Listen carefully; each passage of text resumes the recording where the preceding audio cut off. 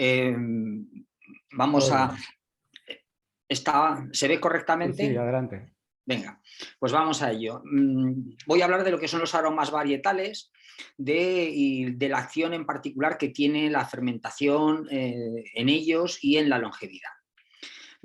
Una gran parte de ese trabajo, además, viene de una tesis que estamos codirigiendo Amparo Querol y yo, y madura, además, bastantes de las intuiciones que habíamos ido recibiendo o viendo a lo largo de los años. Vaya, hombre. A ver. Bueno. Bueno, lo primero vamos a empezar definiendo el aroma varietal. Entonces, la primera sorpresa que nos podemos encontrar es que no hay una definición consensuada. O sea, todos habéis oído, a poco que hayáis tenido alguna relación con la enología, que el aroma del vino, pues hay aromas primarios o varietales, aromas fermentativos, bueno, prefermentativos, estos se añadieron posteriormente, que se asociaban a los compuestos C6 de los ácidos grasos. Luego el secundario fermentativo y el terciario o de envejecimiento o buque. Bueno, esta es una clasificación muy pobre, confusa y equívoca. Y esta definición pues, ha llevado a equívocos tradicionales, por ejemplo, pues, el tempranillo joven huele a acetato de isoamilo, porque produce esa variedad de uva, hace que la levadura hiperexprese este aroma fermentativo, con lo cual los catadores decían, no, es que el plátano es un aroma varietal, primario. Lo mismo ocurre con el chardonnay, en este caso la cosa es un poquito más complicada, la piña típica del chardonnay es una combinación de hexanoato de etilo, ácido oxanoico y de furaneol. En el caso, por ejemplo, el aroma terciario, el TDN, que es un compuesto que viene de la uva, que es puramente varietal, pues como salía con el tiempo, pues se asociaba a un aroma terciario o de buque. Y el aroma fermentativo, pues bueno, pues era el alcohólico, vinoso, frutal, sin personalidad. Bueno, vamos a ver. Esto está basado en premisas incorrectas. La premisa primera era que la uva tiene un olor, como se puede apreciar en el caso del moscatel, y ese olor pasa al vino. Eso sería el aroma primario. Pero es que eso solamente ocurre en la uva moscatel. El resto de las uvas son esencialmente relativamente neutras de sabor y de olor. La segunda premisa es que la acción de la levadura se manifiesta únicamente en el vino joven y que el aroma terciario es un aroma de evolución. Pero bueno, en realidad los aromas derivados de la uva se manifiestan todo a lo largo del envejecimiento. Por eso en realidad los grandes vinos necesitan mucho tiempo porque están simplemente todavía desarrollando su potencial. Y luego la influencia de la uva en cuanto particularmente los perfiles de aminoácidos, de ácidos grasos, es tan intensa que la variedad condiciona en muchos casos el perfil de los volátiles fermentativos y el aroma de evolución. Y la influencia de la levadura vamos a ver que también se manifiesta a todo lo largo de la historia del vino. Bueno, si hemos de redefinir el aroma del vino, reclasificarlo, vamos a clasificarlo en varietal primario, varietal puro, varietal secundario, varietal fermentativo, fermentativo puro, el extraído de la madera, el de evolución y el de alteración microbiológica. ¿Vale? Entonces, solamente voy a matizar algunos que son nuevos. El primario es aquellas moléculas aromáticas cuya construcción bioquímica se realizó fundamentalmente en la uva. Mayoritariamente los vamos a encontrar como precursores inodoros que liberan el aroma por procesos espontáneos.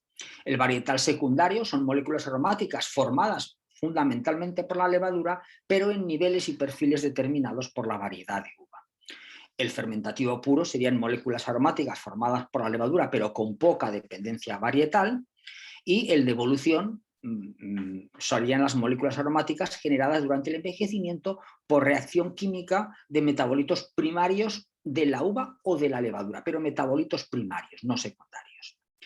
Bueno, por recordar, en este momento nosotros clasificamos el aroma del vino en 35 vectores, que incluyen aproximadamente unos 80 odorantes. ¿De acuerdo? Estos 35 vectores son clasificables dentro de 10 categorías aromáticas, que son estas que veis ahí: el alcohol disolvente, el láctico ácido, el reducido, el oxidado, el floral, frutal, el cítrico verde, el vegetal, la especie madera y el empireumático. Y en total aparecen 35 vectores que son vamos a decir, los 35 olores básicos que componen todos los vinos. Aquí están esencialmente los que pueden considerarse positivos, aunque en algunos casos, si están en mucha concentración, serían negativos. Bueno, si quitamos de aquí los que no tienen ninguna relación con la variedad, o sea, los fermentativos puros, pues y los de la madera, nos quedamos con casi todos. O sea, fijaos que hemos quitado poquísimos. Todos estos que veis aquí, que son un número muy importante, tienen relación con la variedad. Y vamos a ver cómo están en la variedad de forma libre o acumulados en forma de precursor, más o menos difícil de soltar. ¿Vale? En concreto, pues tenemos los que están en forma libre, los que se acumulan como precursor fácilmente liberable, de precursor de liberación lenta, de liberación preferentemente mediada, pero no exclusivamente por la levadura, que serían los mercaptanos polifuncionales. Luego nos quedaría un caso particular, que es el acetato de mercaptoxilo, que requiere inequívocamente la acción de la levadura para su formación, y luego compuestos que ya en realidad son fermentativos, pero que tienen una influencia de la levadura muy grande. Fijaos que estas primeras categorías serían las claramente de los aromas varietal primario, que prácticamente hay 16 vectores distintos, o sea que prácticamente el 50% de la paleta de aromas del vino va a venir de ahí, y ahí abajo tenemos el varietal fermentativo. Bueno, vamos a hablar del varietal primario. A ver, recordar que la uva de vinificación es esencialmente neutra en aromas. Y bueno, cuando se catan uvas por masticación y salivación, van liberándose algunos pocos aromas frutales, a veces florales, siempre con herbáceos y vegetales. Esta neutralidad aromática es consecuencia de la estructura de la uva. O sea, la uva es una fruta que no tiene las estructuras biológicas como tienen los cítricos o como tiene el tomate, que son las vacuolas o tricomas, capaces de albergar las moléculas aromáticas. Esto quiere decir que las moléculas aromáticas las tiene que tener incorporadas en su citosol. Y esto quiere decir que tiene que empaquetar estas moléculas, que son tóxicas, son hidrofóbicas y son volátiles, en formas que no sean ni tóxicas, ni hidrofóbicas, ni volátiles. Y por tanto las ancla a una estructura química que es o un azúcar o una cisteína. De manera que los precursores aromáticos van a tener siempre o básicamente este tipo de estructura. ¿Cómo se estudiaba? Pues mirar, las estrategias clásicas que se pusieron en marcha en los años 80 y 90, pues lo que hacen uso es de un sistema sorbente en el cual se extraen los precursores y se separan de los componentes mayoritarios de los mostos, de los azúcares, los ácidos, aminoácidos, polifenol y de los polifenoles polares. Todavía se quita una fracción, se pasa de disolvente para quitar los posibles aromas que haya, ahí perdemos los carotenoides, los lípidos, y luego ya se diluye con disolventes polares para tener esa fracción de precursores, y que contiene también algunos polifenoles no polares. Bueno, esa fracción entonces se hidroliza para hacer el estudio aromático. Y puede ser con enzimas o hidrólisis ácidas lentas o hidrólisis ácidas rápidas, desde 1 hora hasta varias semanas o incluso meses. La verdad es que los resultados han sido muy decepcionantes, ya hablo de años y años de trabajo.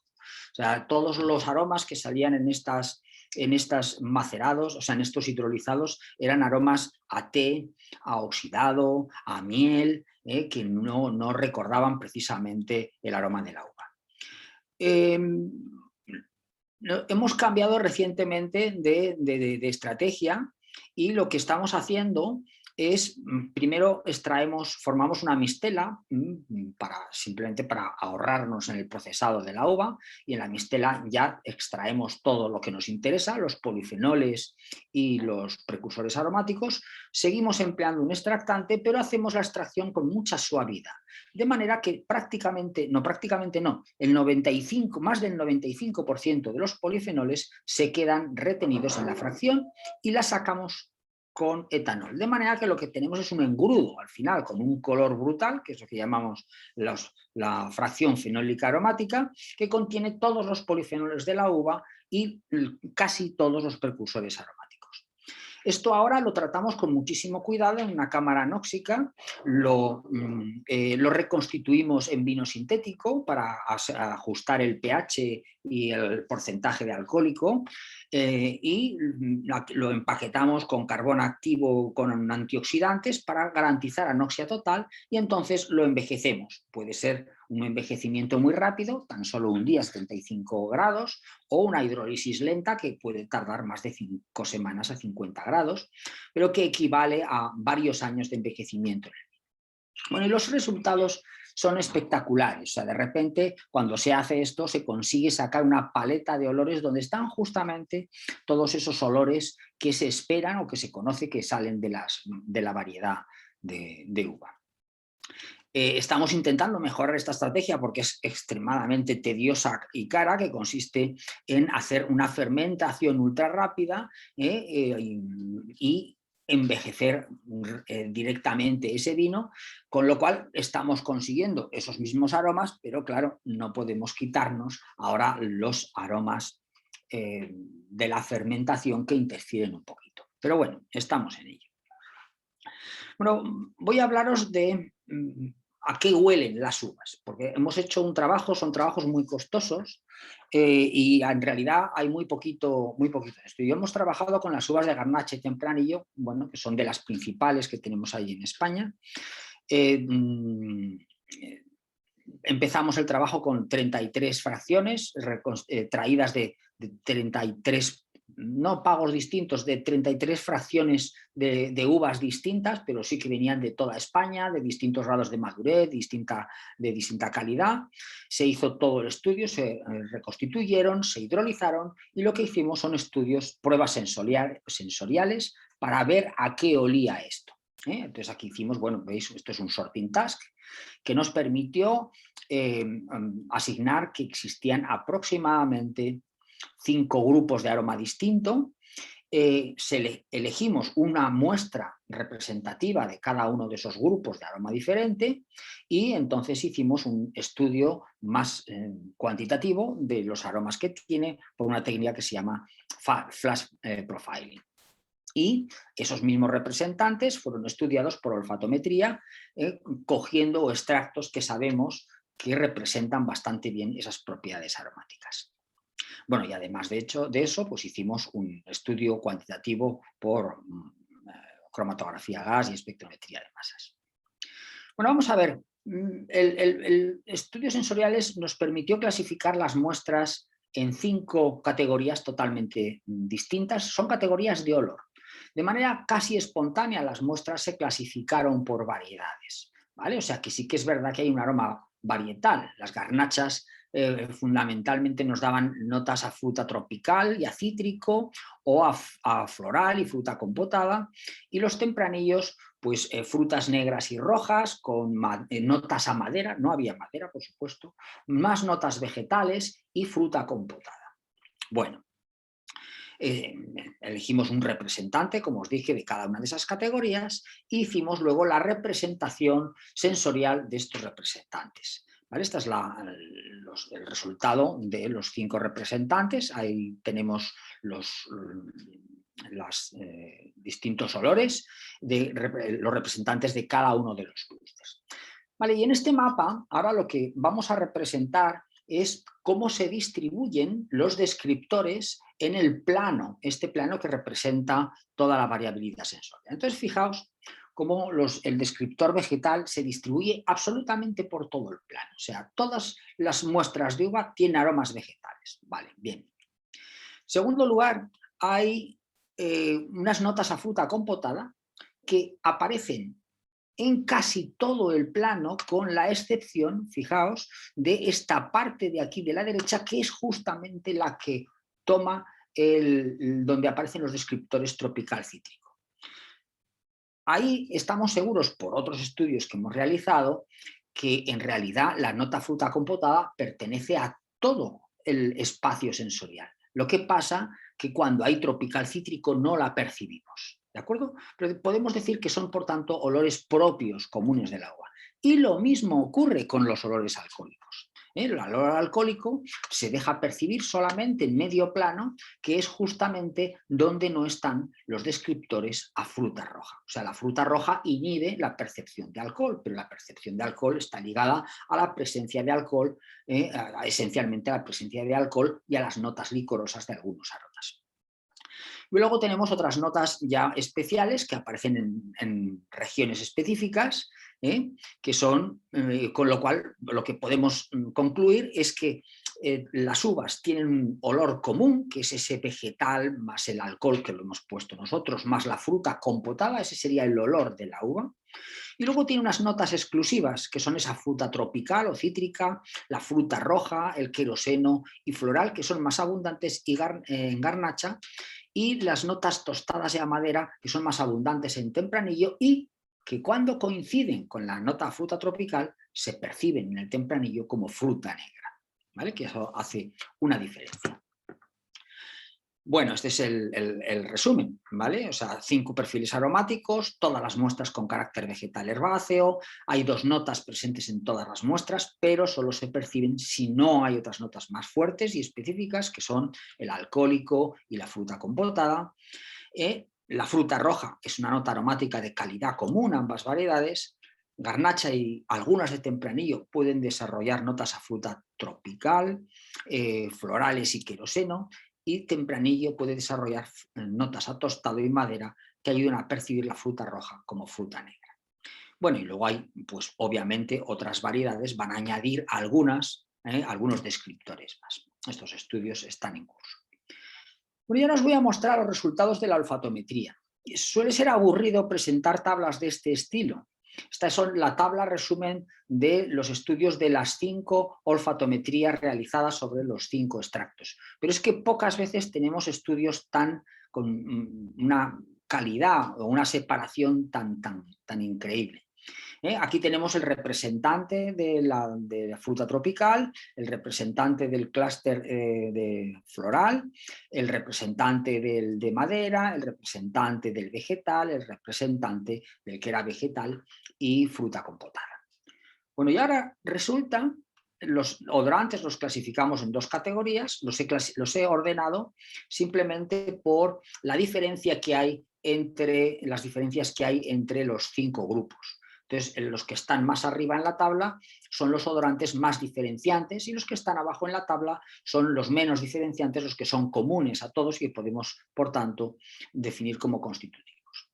Y ahora fijaos cómo encontramos odorantes de prácticamente cada una de las categorías sensoriales más concentrados justamente en las categorías correspondientes, ¿vale? Estos odorantes son todos de carácter cítrico y fruta tropical y están más concentrados en los componentes de ese clúster. Aquí tenemos todo componentes de características florales más concentrados en los componentes de ese clúster.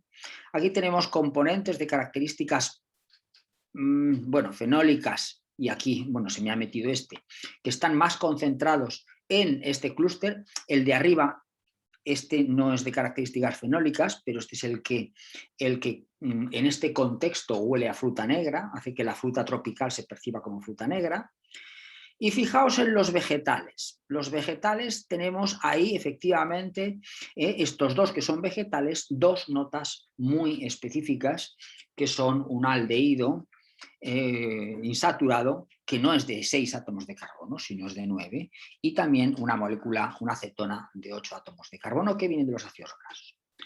Si nos vamos luego y luego nos quedan esos otros que pueden estar relacionados con la fruta esta compotada. Bien, y dejando esto, fijaos ahora lo que nos encontramos en la parte común. Aquí están todos esos odorantes verdes, que son los responsables de la nota herbácea típica de la uva, y esos otros responsables frutales, que son responsables de la nota a fruta compotada de la uva. ¿Vale? O sea, ahí está el verde vegetal, ahí está la fruta compotada, ahí está la fruta tropical cítrico, ahí está el tostado madera y ahí están los florales. Y todo lo que no está aquí simplemente es que se forma por interacción o interacciones, lo que llamamos interacciones perceptuales. ¿de acuerdo? O sea, aquí no hay nada de fruta negra, pero eso no quiere decir que no haya fruta negra. O sea, que esto confirma en un 100% esa comunalidad de olores verdes y de fruta compotada que pertenecen a la uva. Por supuesto, se confirma la existencia de perfiles odorantes específicos florales, tostado madera y cítricos. Aquí el queroseno está, debido al TDN, no está en esta tabla porque coeluía con otra cosa. Y la fruta roja y la fruta negra y la no percepción del alcohol, vamos a decir que son resultados de interacciones perceptuales. Bueno, entonces, recordando nuestros componentes del aroma varietal primario, y voy a poner en primer lugar a dos componentes que nunca se han clasificado como aroma varietal primario, que son el 3-mercaptohexanol y el 4-metilmercaptopentanol, mercaptanos polifuncionales. Los terpenos, doy solamente los sensorialmente más relevantes, 3 terpenos, 3 norisoprenoides, una familia de fenoles volátiles de la familia del guayacol y el eugenol, las vainillas, que hay 3 componentes esenciales, los cinamatos, que son 2 componentes derivados del ácido cinámico, y luego un conjunto de compuestos que estaban menos claros en esta tabla, pero donde está el sulfuro dimetilo, la rotundona, que huele a pimienta, las piperitonas, que están en el Cabernet Sauvignon y que son a menta, el furaneol, metoxipiracinas y los compuestos del verdor. Y aquí os he puesto, pues nada, los representantes, los vectores aromáticos representantes de los olores de los que estamos hablando. Y menos metoxipiracinas y compuestos del verdor, todos se acumulan en forma de precursores específicos. Bueno, nada, una mención solamente a los datos bases masas de este trabajo, porque lo que fue sorprendente es que a pesar de que no cuantificamos todos los componentes, por ejemplo, no cuantificamos el 3-mercaptohexanol en ese trabajo, ni cuantificamos los aldehídos responsables de los vegetales, ni los que no estaban identificados, la clasificación que encontramos en cuanto a composición en volátil coincide exactamente con la composición de los clústeres aromáticos, ¿vale? Esto es muy poco habitual. O sea, las propiedades sensoriales responden a la existencia real de 5 modelos metabólicos totalmente diferentes en tempranillo y garnacha, lo que nos lleva a pensar que la acumulación de precursores aromáticos está fuertemente correlacionada con el metabolismo general de la uva y probablemente con otros metabolismos secundarios de la uva. Bueno, y por supuesto se confirman muchos de los roles sensoriales que habíamos visto anteriormente.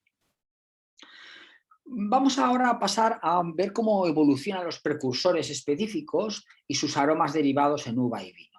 Esta ya os la he puesto, estamos hablando de estos aromas varietales primarios y os había adelantado que se podían acumular en la uva en forma de precursores más o menos, que cuesta romper más o menos.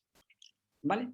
Entonces, esos precursores los podemos clasificar de alguna manera en 3 grandes categorías: los simples, los compuestos y los complejos. Mirad, los simples serían aquellos que forman el aroma por procesos químicamente muy simples, por un rearreglo molecular espontáneo o por una esterificación con etanol. Los compuestos son aquellos en los cuales, para que se forme el aroma, tiene que romperse un enlace químico fuerte. Y los complejos serían los que requieren ambos tipos de procesos, ¿vale? La ruptura de un enlace fuerte y algo más. Por ejemplo, un ejemplo de rearreglo molecular, pues la uva contiene unos polioles, que son el dimetiloctanodiol, que en el momento en que se libera prácticamente al pH del vino, se transforma en linalol. También contiene ácido cinámico, ¿vale? Que por esterificación, en este caso es un proceso lento, va produciendo cinamato de etilo, pero son procesos químicos relativamente simples que no requieren la rotura de enlaces fuertes. Los precursores compuestos son aquellos en donde sí que tiene que haber esa rotura, y ahí encontramos los glicósidos, los cisteínicos y la S-metilmetionina. ¿vale? En el primer caso hay que romper un enlace glicosídico, en el segundo hay que romper el enlace entre el azufre y el carbono inmediato para formar glicina y mercaptano, y en el otro hay que romper también un enlace parecido para liberar por una parte la alanina y por otra parte el sulfuro de metilo. Y luego tenemos los glicósidos de estructura complejas que van a requerir, además de la rotura glicosídica, pues o una reducción química o rearreglos o esterificaciones para dar el aroma, ¿vale? Aquí la beta-mascenona o el PDN se encuentran en esta categoría.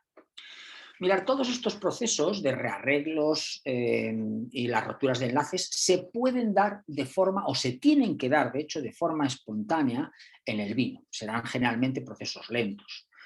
Y muchos de ellos pueden ser producidos a mucha mayor velocidad por vía enzimática con ayuda de la levadura, ¿vale? Si lo situamos es una manera distinta de verlo. Aquí lo que quiero mostrar es cómo están distribuidos los aromas de la uva. Tenemos una fracción muy pequeña de aromas libre. Tenemos luego las fracciones de precursores, los precursores glutationílicos y cisteinílicos, los precursores de sulfuro dimetilo. Luego tenemos las fracciones de glicósidos de aromas, que serían los precursores compuestos, y los glicósidos de precursores de aromas, o que serían los complejos. Y luego tenemos otros sistemas importantes que producen aromas en la uva. El sistema de los ácidos grasos está relacionado con la formación de los precursores cisteínicos. Luego tenemos los carotenoides y los polifenoles en realidad, que están también aportando a glicósidos de precursores de aromas. Y luego hay estos otros sistemas que por oxidación, pasificación o ataque fúngico pueden incrementar los aromas y pueden también eventualmente conformar una fracción adicional de precursores. Bueno, cuando nos lo metemos en la boca, las enzimas salivares nos permiten liberar algunas fracciones de precursores. Pero es bastante curioso, ahí es donde van a estar los compuestos del verdor. Están aquí los mercaptanos polifuncionales, el sulfuro dimetilo, los terpenos, los fenoles volátiles, las vainillas, los cinamatos y los novisoprenoides. Y realmente, fijaos, es curioso por qué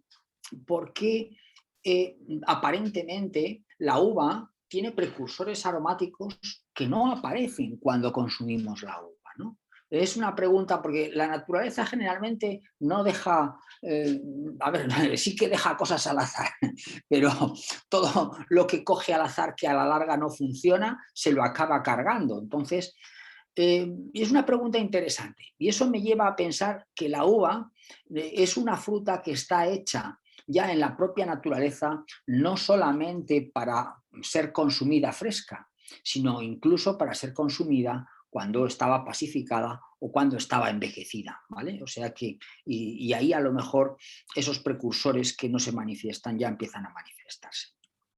Bueno, cuando nos vamos de la uva al vino, bueno, lo que nos encontramos, por supuesto, es que el poco aroma que tiene la uva conforma el aroma varietal, obviamente, pero luego nos encontramos con que tenemos pues, las distintas fracciones de precursores. En este caso, en el caso de los glutationílicos, la levadura juega un papel muy importante en su liberación, pero luego tenemos otras fracciones de precursores que solamente a través del tiempo pues van a ir formando los aromas.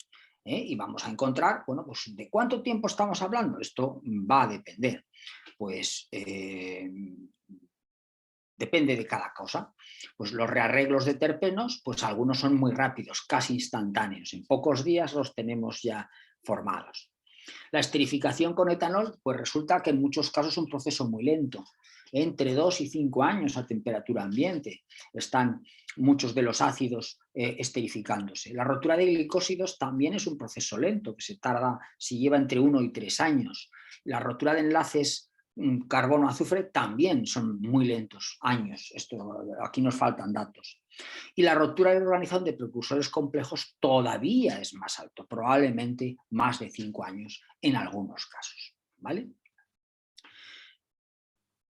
Bueno, para acabar de complicarlo, pues recordar que un mismo aroma puede proceder de precursores de distintos tipos, con lo cual vamos a encontrar pues distintas evoluciones en función de la variedad de uva y del tipo de uva que estemos trabajando, porque las uvas van a tener distribuciones de precursores diferentes.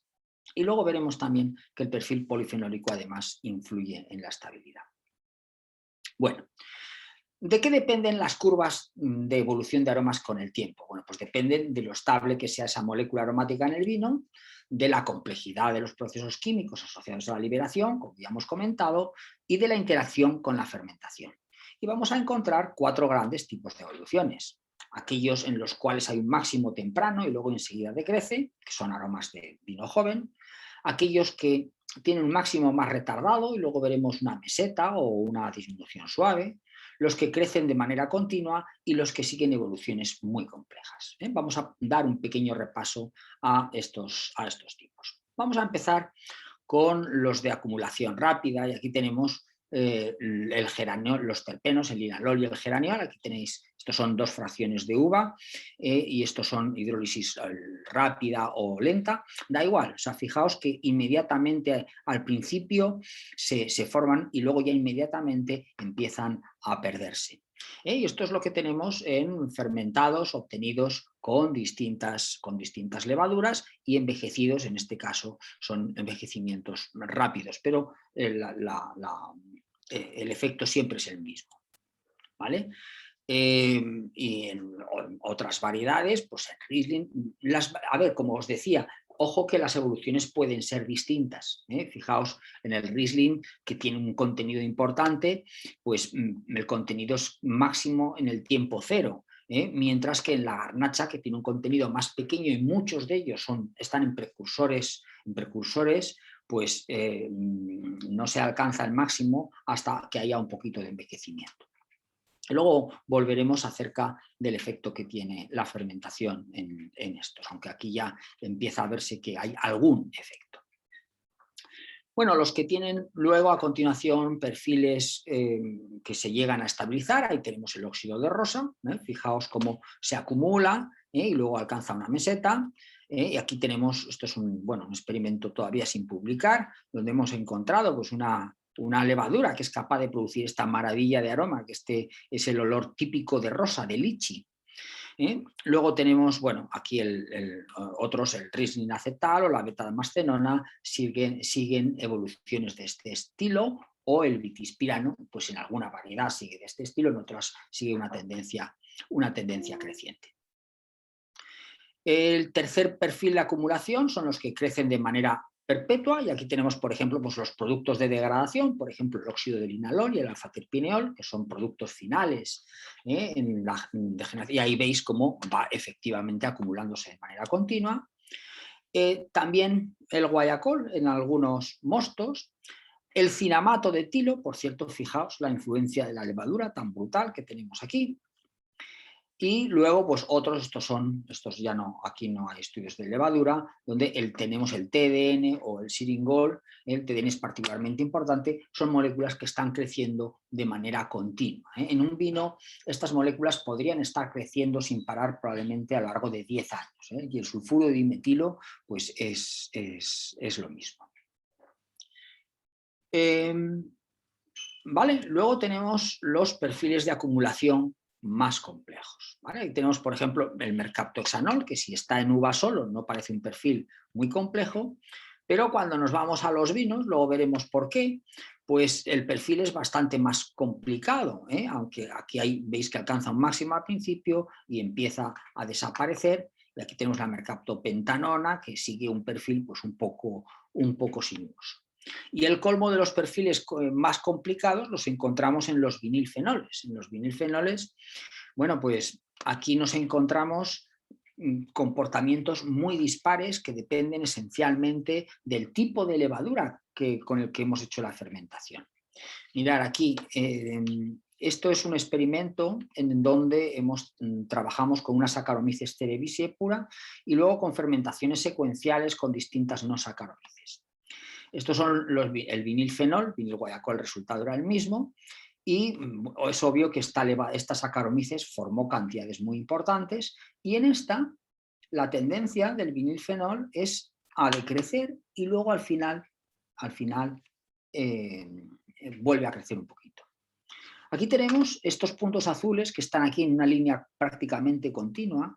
Esto es la fracción de precursores no fermentada, ¿vale? Donde se ve que este compuesto tiene un precursor que se va soltando por hidrólisis de manera prácticamente lineal con el tiempo.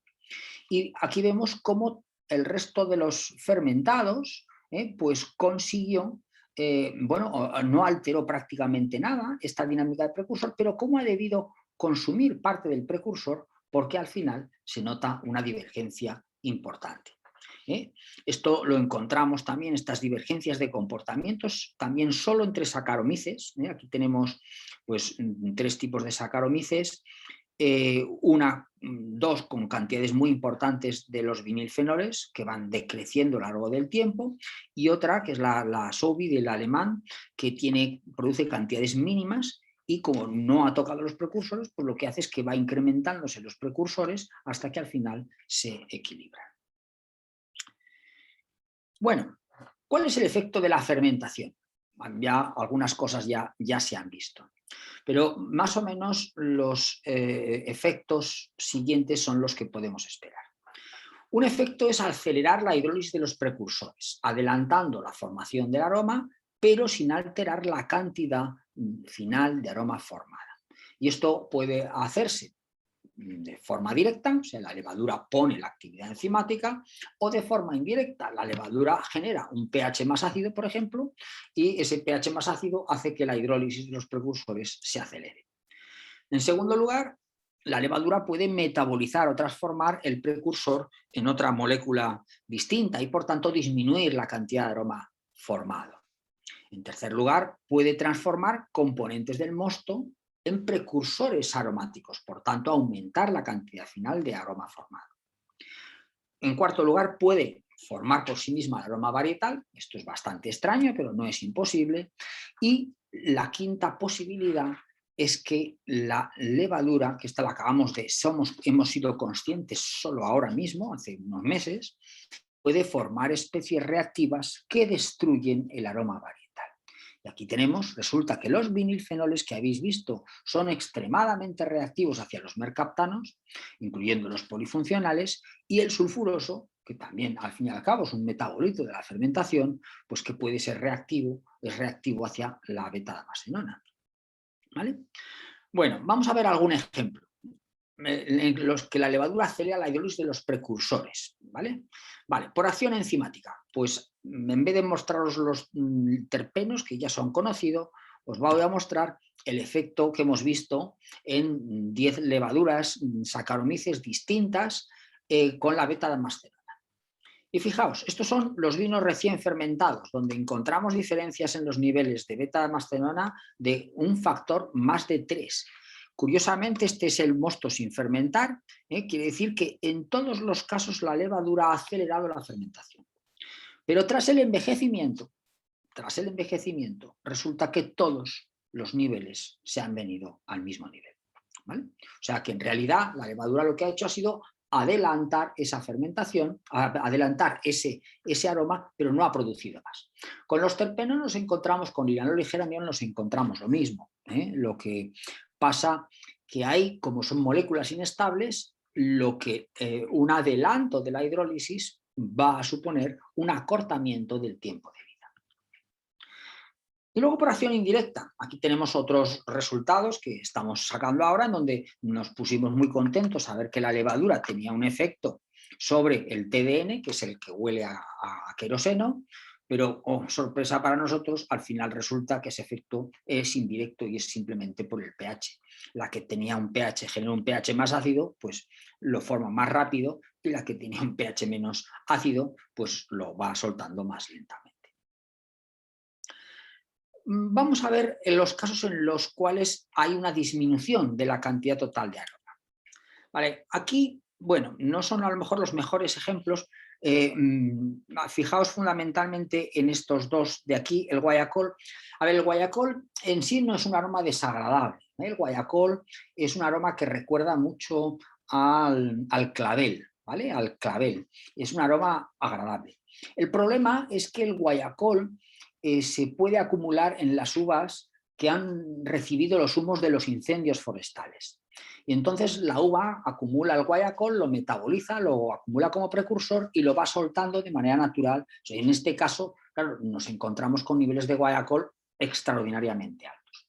Bueno, aquí lo que os quería mostrar es cómo estos son, de nuevo, todo levaduras Saccharomyces cerevisiae, este sería el hidrolizado, cómo los niveles de guayacol tras el envejecimiento son muy, muy distintos y como hay alguna levadura en particular, esta era la ron, que llegó a formar bastante menos de la mitad del máximo encontrado en fermentación y bastante menos del original. No hay por tanto, una posibilidad de generar levaduras para estos casos que por desgracia van a ir siendo más frecuentes. Y aquí tengo esta otra molécula, es el TDN, el TDN es un norisoprenoide que huele a queroseno y que se descubrió en Riesling, lo descubrieron los australianos porque sus Riesling no olían igual que los alemanes, ¿vale?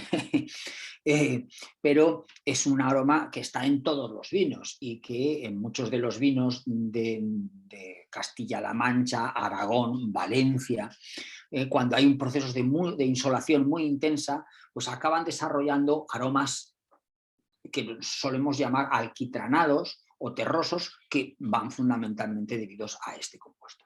Bueno, de nuevo, esto va a ser muy frecuente y ver cómo de nuevo nos hemos encontrado con alguna levadura que producía, esta vez no es un efecto del pH, niveles sustancialmente reducidos. Bueno, y el vinil guayacol, en el caso del Riesling, que ya os lo he mostrado, cómo en realidad, bueno, pues en este caso particular eran no Saccharomyces, pues permitían reducir los niveles de vinil guayacol incluso muy por debajo de los que contenía la muestra no fermentada. Vale. Bueno, también puede aumentar el aroma total, el número total de precursores, transformando no cualquier componente, obviamente componentes que ya estaban químicamente muy relacionados con los precursores. ¿Vale? Entonces esto va a pasar de nuevo con el TDN y esto sería negativo. Y aquí nos encontramos, fijaos, de nuevo es específico de la variedad de uva, pero fijaos, aquí tenemos una no Saccharomyces que en ambos casos se muestra particularmente activa y capaz de liberar, de producir bastantes más precursores de norisoprenoides, en este caso del TDN, que otras variedades. Aquí vuelvo a presentar los estudios de Magui Denat con 10 levaduras distintas y os muestro, por ejemplo, esta línea de aquí representa la cantidad de aroma que tiene la uva sin fermentar y veis como algunos compuestos, el isoeugenol, que es el que es isómero del eugenol, que huele a clavo, es un aroma bastante agradable. Bueno, pues en realidad la levadura contribuye a su formación y algunas levaduras mucho más que otras. Y aquí tenemos, por ejemplo, la acetovanillona que tiene un olor a nuez moscada, más que a vainilla, pues de nuevo aquí tenemos, fijaos que no hay prácticamente acetovanillona y las levaduras es en los fermentados donde aparece. Y bueno, el caso de la vainilla y el vinil guayacol que no tiene más interés. Bueno, y luego, nada, la formación de novos, solamente voy a hacer referencia a una levadura y a una fermentación, porque que era la levadura Ionis, que fue capaz de formar hasta 20 partes por billón de linalol y geraniol, que no encontramos en ningún otro hidrolizado ni fermentado. Entonces, pero no son resultados consistentes, o sea, que no en todas las fermentaciones aparecen. Y por último, vamos con la última posibilidad, o sea, que la levadura forme moléculas que interfieran con el aroma varietal. ¿Vale? Y entonces, fijaos, volvemos a la gráfica de los vinilfenoles. Estas son 3 levaduras distintas y ahora voy a juntarla con la gráfica del mercaptohexanol. Mercaptohexanol, que es un mercaptano que sabemos que es reactivo a los vinilfenoles. ¿Vale? Esto está descrito como un problema en el zumo de naranja desde los años 90. Entonces, el zumo de naranja, sabréis mejor que yo, pues que el vinil guaiacol se produce por un proceso de oxidación y que el proceso de oxidación inmediatamente, aparte de producir el aroma específico del vinil guaiacol, lleva la eliminación de los aromas cítricos que son mercaptanos, en este caso de los. Entonces, fijaos justamente cómo esos niveles máximos son los que causan que esta variedad de uva, que también había liberado cantidades fortísimas de mercaptohexanol, al poquísimo envejecimiento ya prácticamente los niveles han bajado en un factor casi 5. Mientras que esta otra levadura, que había formado cantidades más modestas, pero que no estaba formando vinilfenoles, mantiene durante todo el envejecimiento casi el doble de esta molécula aromática tan importante. Y un caso particular que acabamos también de observar en beta-damascenona, donde aquí fijaos, donde tenemos, bueno, pues tenemos, que os lo he mostrado antes, aparecen al final niveles ligeramente superiores, pero pensamos que estos niveles superiores que aparecen en esta variedad es porque esta variedad es la que ha producido naturalmente menos sulfuroso, mientras que estas de aquí pues, han producido más sulfuroso y esta molécula va destruyendo poco a poco la beta-damascenona. Bien, vamos a ir pasando a la parte final, vamos a hablar de las claves de la longevidad, ¿vale? Entonces, ¿qué necesitamos? Pues primero tener un pool de aromas varietal limpio, ¿vale? ¿Qué quiere decir esto que decimos aquí? Que no tenga metoxipiracinas, que son los aromas a pimiento, aromas verdes, ni TDN, ni mucho guaiacol, ni masoya lactona, y que sea abundante. Y luego, atención, que no se formen aldehídos de Strecker durante el envejecimiento, tanto en condiciones anóxicas como óxicas, ¿vale? Y por último, que tenga un perfil polifenólico y una fermentación que respete y proteja los mercaptanos polifuncionales y sus precursores. ¿Vale? Y en los tintos, bueno, hay otra característica, que es que formen muchos ácidos ramificados que van a dar el soporte frutal, pero esto vamos a dejarlo aparte de momento. Bueno, no voy a hablar nada acerca de la uva porque a vosotros entiendo que esto no os interesa. Y dejadme que os recuerde, aunque ya me imagino que los conocéis, los aldehídos de Strecker, que son componentes que derivan de 5 aminoácidos, son 5 aldehídos de gran importancia sensorial, con olores individuales de patata, miel, corteza de levadura, pero que interaccionan fuertemente con otros aromas presentes. ¿Vale? Sabemos que son muy importantes desde hace más de 20 años y son los principales responsables de la caducidad sensorial del vino, incluso antes de que sus notas se manifiesten claramente. Yo me pregunto por qué siguen siendo tan poco estudiados, porque en el mundo hay muy pocos grupos que los están estudiando, ¿no?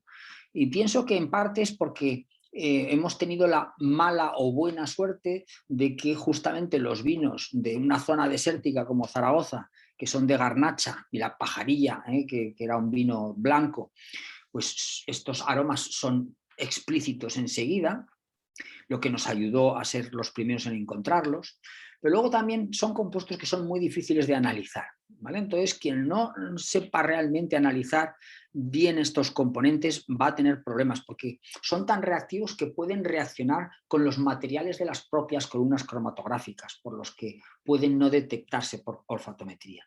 Y luego además son compuestos que se camuflan, tanto química como sensorialmente.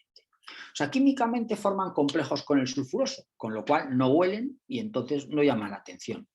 Y luego sensorialmente, como os he dicho, muchas veces actúan de manera indirecta.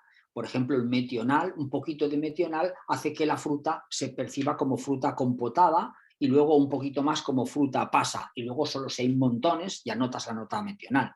Y el fenilacetaldehído lo primero que hace, sobre todo en los vinos tintos, es cargarse la nota frutal, o sea, dejas de percibir en vez de oler la miel, ¿vale?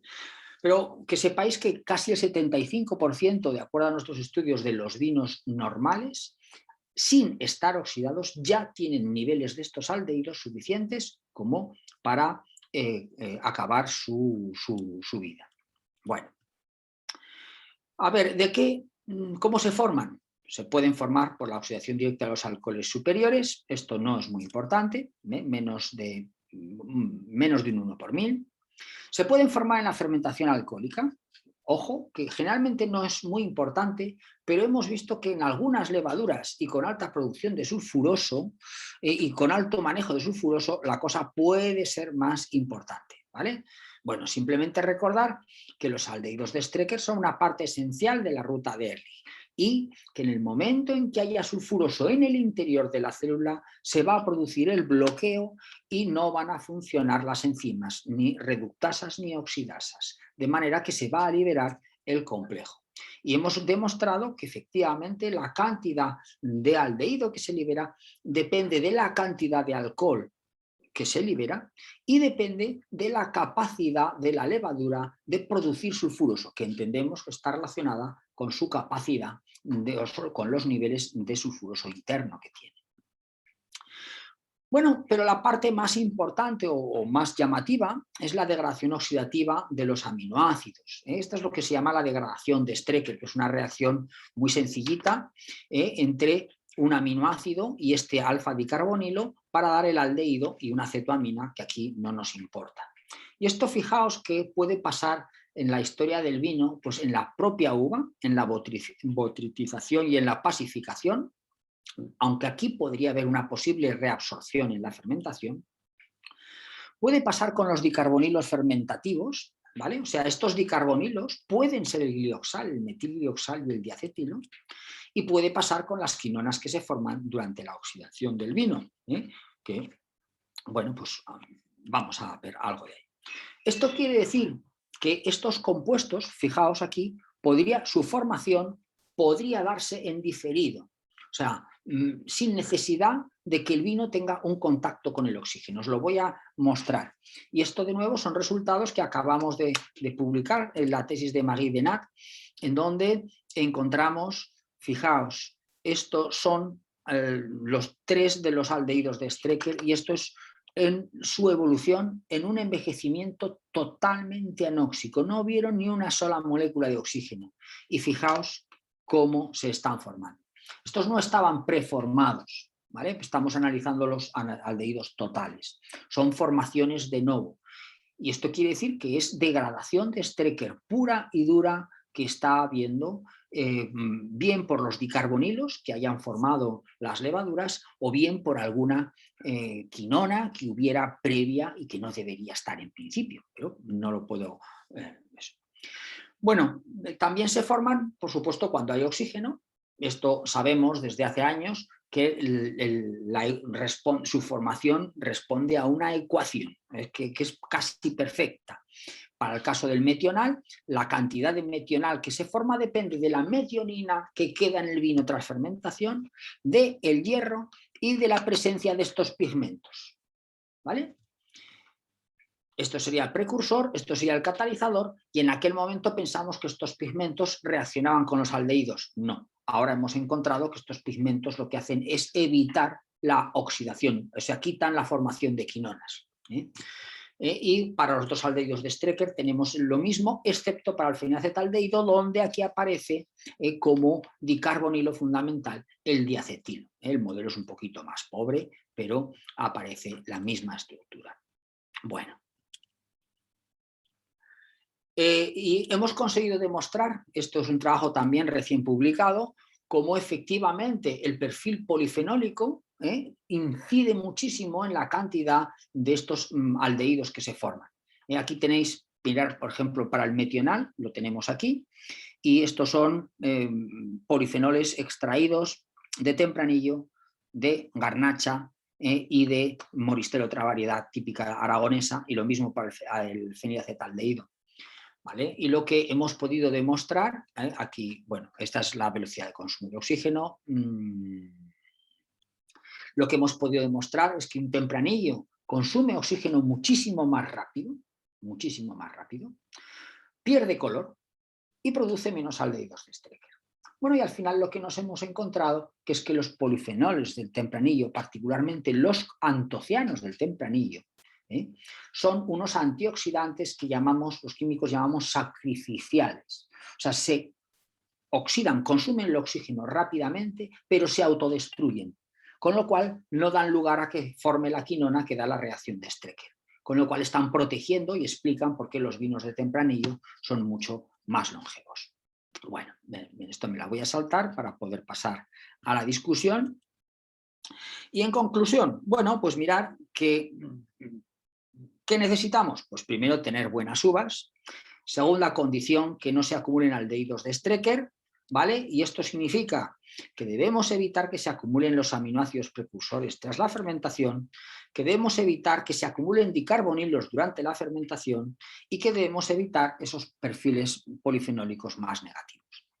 Y una tercera condición para la longevidad, novedosa, que tanto la fermentación como el perfil polifenólico en lo que lo podemos trabajar respeten y protejan los mercaptanos polifuncionales y los otros precursores deseables.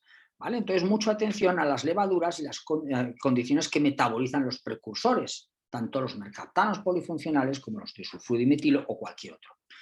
A ver, atención a las levaduras que producen vinilfenoles, que van a eliminar los mercaptanos polifuncionales.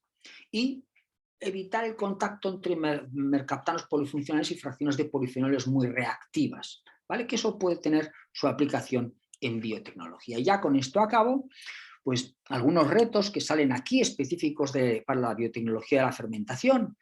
Buscar levaduras y condiciones fermentativos que preserven los precursores de mercaptanos polifuncionales y no solo que maximicen la hidrólisis fermentativa, que es lo que hemos hecho hasta ahora, ¿vale? Hay que cambiar completamente el paradigma. Segundo, esto es más difícil de conseguir, es levaduras que promuevan o que limiten los precursores y aromas asociados al calentamiento global, ¿vale? El guayacol, el TDN, otros norisoprenoides, masoyalactona, ¿vale? Esto, bueno, es un estudio que sería de envergadura.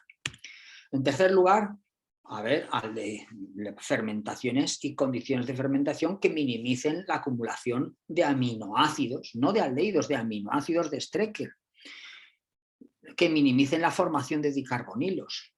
Atención, posibilidad de metabolizar los excesos de aldehídos de Strecker ya formados mediante estrategias similares a las que se emplean en las cervezas sin alcohol de fermentación fría. Y otra posibilidad, que es emplear la levadura a nuestra conveniencia, ¿vale? Para transformar la reactividad de las fracciones fenólicas. Podemos jugar con levaduras que formen mercaptanos o que van a reaccionar a su vez con los polifenoles. Bueno, y con esto pues ya no me queda más que agradecer a todas las instituciones que nos han financiado el trabajo que os acabo de exponer aquí. Y nada más, así que si queda tiempo para alguna pregunta, pues estaré encantado de responderla. Pues muchísimas gracias, Vicente. Ha sido espectacular la profundidad de análisis sobre los compuestos estos que se encuentran en el vino. Y bueno, a los participantes, si tenéis alguna pregunta, podéis escribir o levantar la mano y yo os doy paso para que podáis preguntar directamente. Y mientras ellos escriben las preguntas, a mí me ha surgido, bueno, es más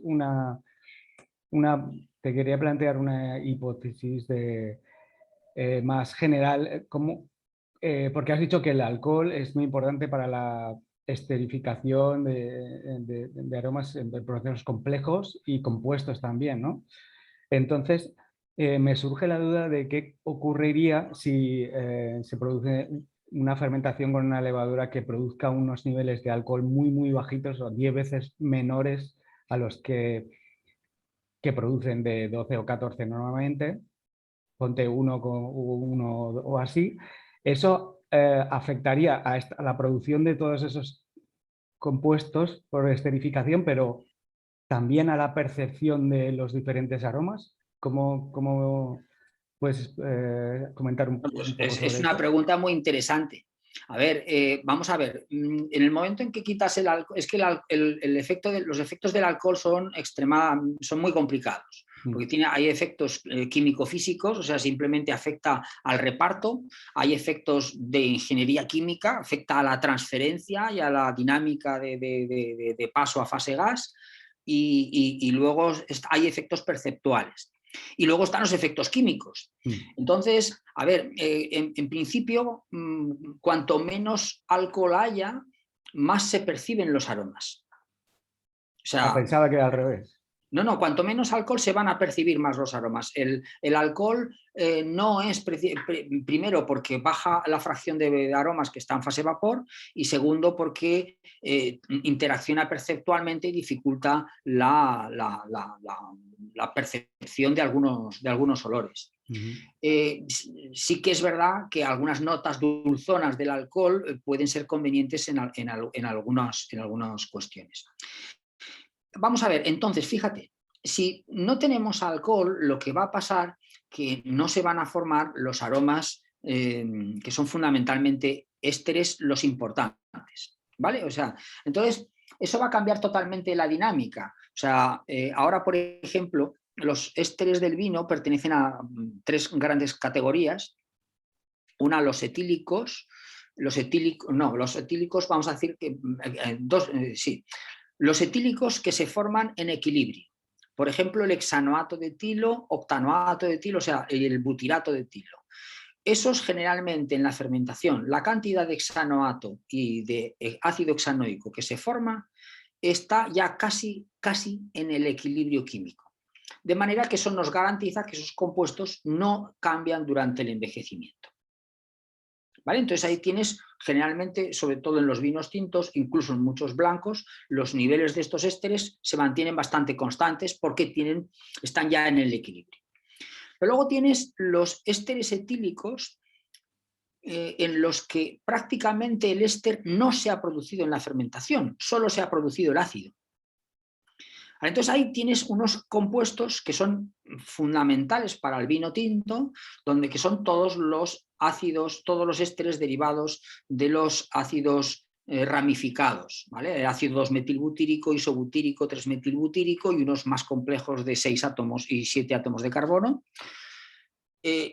Claro, estos ácidos encima son muy desagradables de olor porque huelen a pies, huelen a queso, huelen a... y sin embargo, sus ésteres son muy agradables. Claro, ahí, si quitas el alcohol,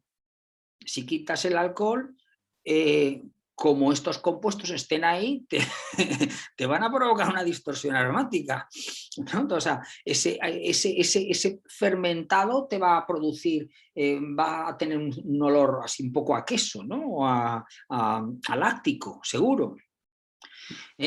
Los ácidos cinámicos también estarían en esa categoría.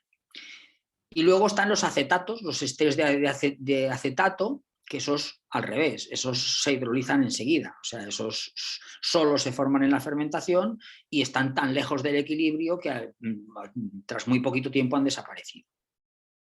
Y, o sea, si hubiera niveles, digamos, bajitos pero constantes durante toda la fermentación, también ocurriría lo mismo, ¿no? No llegarían Sí, a formarse. básicamente ocurriría lo mismo. O sea que yo pienso que mientras haya por lo menos 10 grados de alcohol, o incluso menos, vamos a observar lo mismo.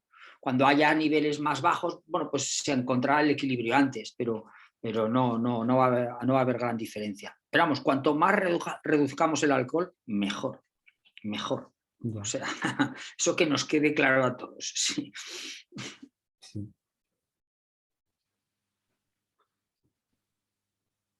Vale. Pues a ver si tenéis alguna otra pregunta por el chat.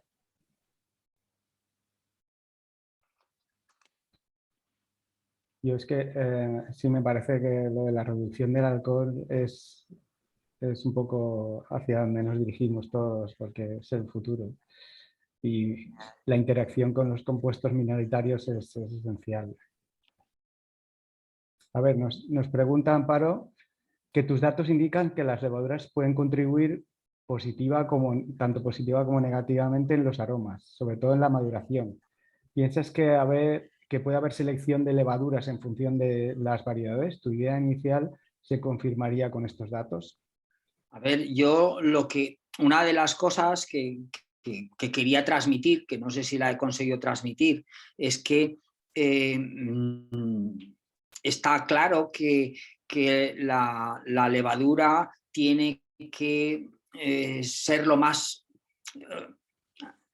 que la levadura muy probablemente tiene que adaptarse a la variedad de uva.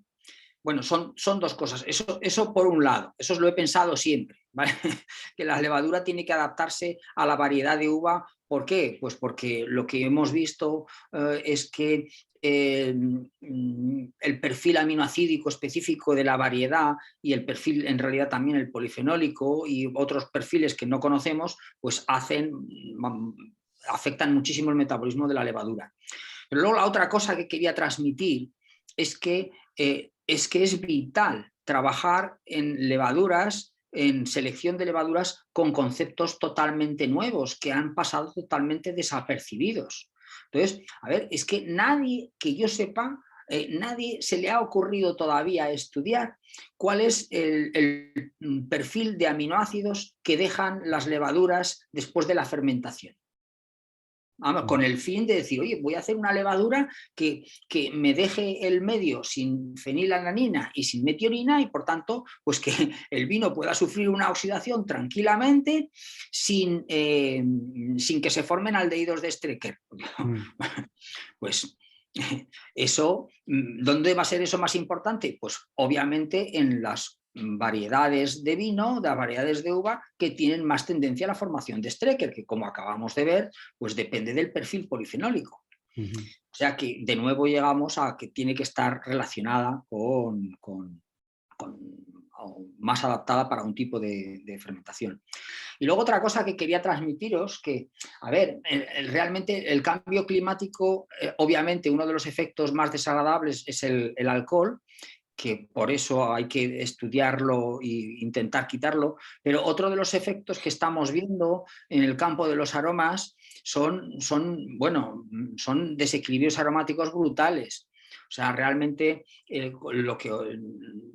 no es ciencia ficción. Estos problemas de formación del TDN, los aromas de los incendios, una hiperformación de aldehídos de Strecker, vinos que llegan con notas ya prácticamente a fruta pasa. O sea, es que está ocurriendo, ¿no? Y nos lo vamos a encontrar. Entonces, ahí sería tan prioritario como reducir el alcohol, pues concentrarse en buscar herramientas biotecnológicas para sacar adelante esos vinos, porque si no, no van a salir al mercado. Sí, parece que la caracterización que hacíamos hasta ahora era demasiado, bueno, tenemos que hacer más hincapié en la producción de estos compuestos, de los compuestos de los aminoácidos que se dejan y tal, a la hora de caracterizar las posibles levaduras y las que vamos produciendo. A ver, Amparo comenta que la composición de aminoácidos es muy variable, que también no solo por la variedad, sino por la nutrición que le añaden a los compuestos. Sí, pero aquí tengo una paradoja. O sea, de acuerdo que es muy variable y encima en la bodega pues hacen una nutrición adicional. Bueno, pues a pesar de todo lo variable que es, yo reconozco perfectamente, puedo clasificar los vinos por variedad en función del perfil de aromas derivados de los aminoácidos, o sea, de alcoholes superiores, de aldehídos de Strecker, de ácidos de Strecker, vamos, de los ácidos de, digamos, los isoácidos y de los ésteres y acetatos correspondientes. O sea, puede resultar paradójico, no entendemos por qué, pero el caso es que al final sigue imponiéndose ese perfil. Muy bien. ¿Alguna pregunta más? Sí. A ver, espera que sí, que Amparo tiene otra pregunta para hacer. Mientras te la hace, quería una duda que me ha surgido. ¿Estos aldehídos también se encuentran en cervezas y otras fermentaciones? En cerveza sí, han dado... A ver, lo que pasa es que en cerveza parten el a ver, hay otros protagonistas que son los del cartón, los del aroma Sí, papel los y que cartón, hablábamos son antes. los transdoshexenales y compañía, que Sí. son más puñeteros porque esos los tenéis desde el principio, ¿no? Ya, ya. Entonces, pero también, y también hay varios estudios hechos en cerveza. Mira, fíjate, aquí así, sí que recuerdo un estudio. Uno de los primeros problemas que hubo con las cervezas sin alcohol, si os acordáis, los que os atrevisteis a probarlas en los años, hace pues eso, pues 15 o 20 años o incluso más, pues es que sabían a paja. O sea, Sí. es que era una cosa asquerosa. Y una de las razones por las que las cervezas sabían a paja era por los aldehídos de Strecker. Claro. ¿Vale? Fundamentalmente no era el metional, eran los otros, el isobutanal, el 2-metilbutanal, y esto lo consiguieron resolver los belgas, al menos a nivel científico, supongo que a nivel técnico lo harían también, con lo que llamaban la fermentación fría. Entonces cogían esos mostos, les añadían una cantidad de azúcar mínima de poco más de 2-3 gramos por litro, ponían ahí levadura, oye, y conseguían que esas levaduras reabsorbieran, metabolizaran los aldehídos y los transformaran en alcoholes, ¿no? Como una fermentación secundaria. Sí, exacto. Amparo te pregunta que si desarrollar fertilizantes más específicos en función de la variedad y del tipo de vino a obtener sería una buena idea. Pues supongo, lo que pasa que ya entra dentro o sea, fuera de mi capacidad. O sea, quiero decirte que eso son cosas que si me las hubieran planteado hace 30 años, digo, hombre, pero ahora me apetece trabajar con cosas en las que pueda meter mano o interpretar más rápidamente. Pero sí, claro que sí.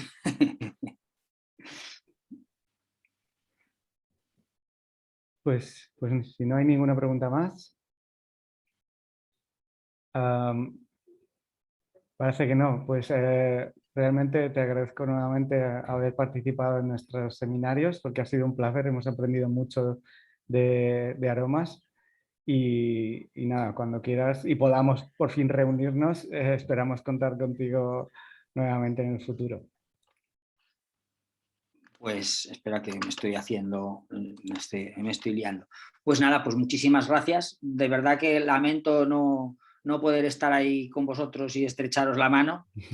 Pero bueno, yo creo que en unos meses esto ya, aunque no nos podamos morrear todavía en una temporada, pero esperamos poder vernos pero por pronto. lo menos darnos la mano y beber una cervecilla o un vino, pues espero que sí. Pues muchísimas gracias a todos por asistir y a ti, Vicente, por esta fantástica charla. Muchísimas gracias. Bueno, venga, gracias a Adiós. todos. Adiós. Adiós, gracias.